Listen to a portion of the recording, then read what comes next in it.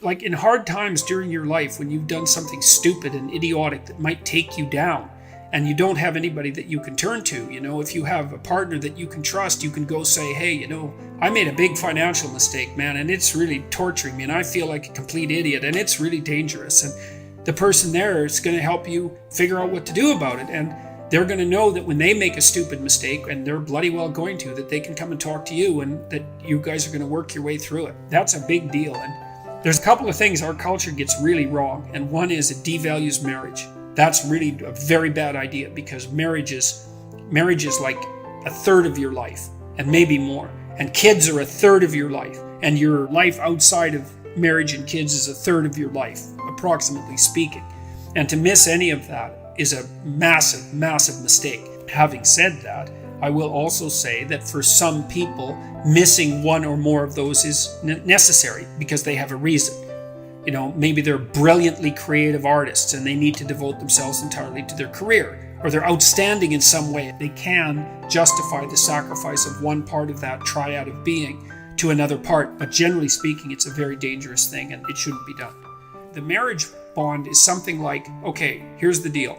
I'm going to handcuff myself to you, and you're going to handcuff yourself to me. And then we're going to tell each other the truth. And neither of us are going to get to run away. And so once we know the truth, then we're either going to live together in mutual torment, or we're going to try to deal with that truth and straighten ourselves out jointly.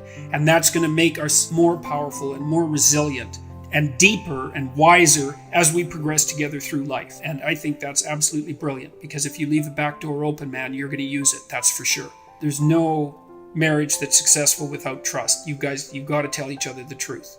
And one of the reasons that Jung believed that marriage as an oath and as a bond was necessary, it's really wise. It's like, telling the truth to someone is no simple thing, because there's a bunch of things about all of us that are terrible and weak and reprehensible and shameful and all of those things. And they kind of have to be brought out into the open and dealt with.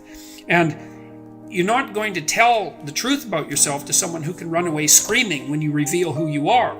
The man isn't the boss and the woman isn't the boss. The boss is the mutual personality composed by the seeking of truth in both of them, and that's conceptualized as their joint subjugation to the logos. And that is absolutely dead on, man.